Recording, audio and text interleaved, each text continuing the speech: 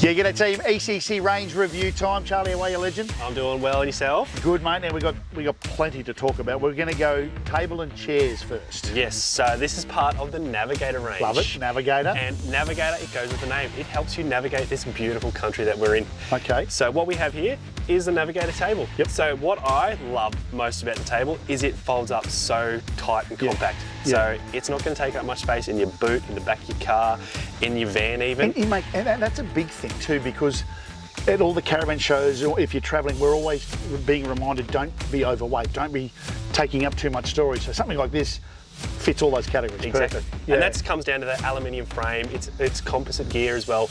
And as well as being the canvas stuff, it's going to last. So that's two main things as well. We want it to be light and we want it to last. Speaking of the chairs, big boy. That's it. Takes my big bottom. We're in. But this application's, you know, not just all about caravanning, it's also for the campers as well.